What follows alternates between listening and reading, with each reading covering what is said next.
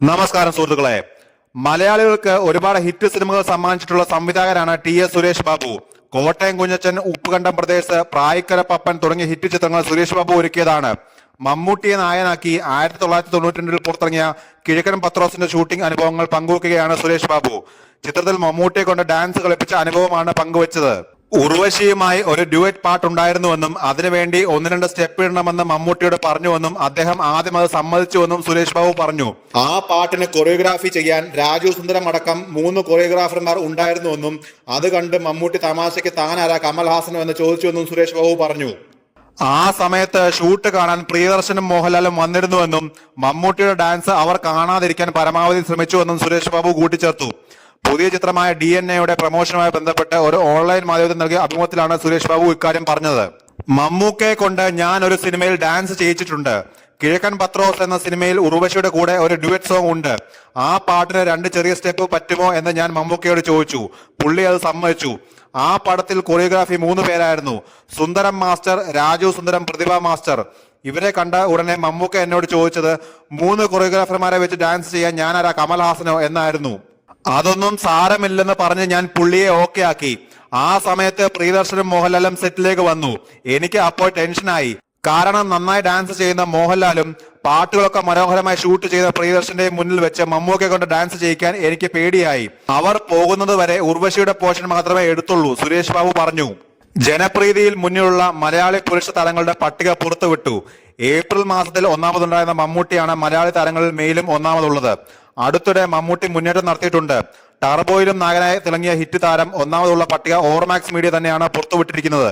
മലയാളത്തിന്റെ പ്രിയ നടൻ മോഹൻലാൽ തന്നെയാണ് പട്ടികയിൽ 2ാമതുള്ളത്. മോഹൻലാൽ നായകനായി വേഷമിടുന്ന നിരവധി സിനിമകൾ ഒരുങ്ങിക്കൊണ്ടിരിക്കുന്നു എന്നതിനാലാണ് ഓവർമാക്സിന്റെ പട്ടികയിൽ താരത്തിന് മുൻനിരയിൽ എത്താൻ പ്രധാനമായും സഹായകമായത്.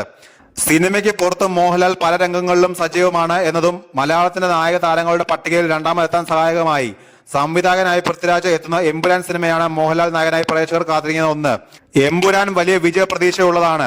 വൻ ഹിറ്റായ ലൂസിഫറിന്റെ 2ാം ഭാഗമാണ് എമ്പുരാൻ എന്നതിന്റെ പ്രതീക്ഷയാണ് ഉള്ളത്. റിലീസ് എപ്പോഴായിരിക്കും എന്ന് പ്രഖ്യാപിച്ചിട്ടില്ല. പൃഥ്വിരാജിന് ഒരു സ്ഥാനം നഷ്ടമായി എന്നതും താരങ്ങളുടെ മെയിലെ പട്ടികയിലെ പ്രധാന പ്രത്യേകതയാണ്. ഒരു സ്ഥാനം മെച്ചപ്പെടുത്തി മലയാളി താരങ്ങളിൽ ഫഹദ് ഫാസിൽ 3ാമതെത്തി. ആവേശത്തിന്റെ വൻ വിജയമാണ് ഫഹദിന്റെ താരങ്ങളുടെ പട്ടികയിൽ 3ാം സ്ഥാനത്തേക്ക് കുതിക്കാൻ സഹായമായത്. ഫഹദിന്റെ എക്കാലത്തെയും ഒരു വിജയ ചിത്രമായി ആവേശം മാറിയിരുന്നു എന്നതിനാൽ നായക നിരയിൽ മുന്നേറ്റം ഉണ്ടാക്കാനായി. തൊട്ടു പിന്നിൽ ടൊവിനോ തോമസ് ആണ് തുടരുന്നത്. ടൊവിനോ നായകനായി നടികർ സിനിമയാണ് ഒടുവിൽ പ്രദർശനത്തിന് എത്തിയത്. വൻ വിജയമാകാൻ നടികർ സിനിമയ്ക്ക് ആയില്ല. ടൊവിനോ നായകനായി പ്രതീക്ഷയുള്ള നിരവധി സിനിമകൾ ഒരുങ്ങുന്നുണ്ട് എന്നതിനാലാണ് ഓവർമാക്സിന്റെ പട്ടികയിൽ താരത്തിന് മുന്നേറാൻ സഹായകമായത്. കേരളത്തിനകത്തും പുറത്തും എണ്ണമറ്റ ആരാധകർ മോഹൻലാലിനെ ഒരു നോക്ക് കാണാൻ ആഗ്രഹിക്കുന്നുണ്ടാവും.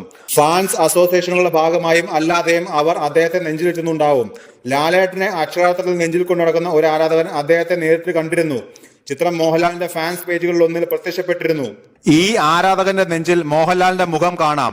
ടാറ്റു ചെയ്തതായി ഈ ചിത്രം കണ്ടാൽ മനസ്സിലാവും. കഴിഞ്ഞ ദിവസം പകർത്തിയ ചിത്രം എന്ന ഡേറ്റ് ലൈനിൽ പരാമർശിച്ചിരുന്നു.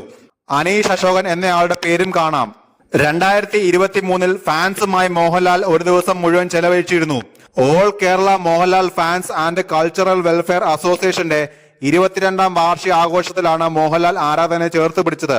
കൊച്ചിയിൽ വെച്ചായിരുന്നു ആഘോഷ പരിപാടികൾ അരങ്ങേറിയത്.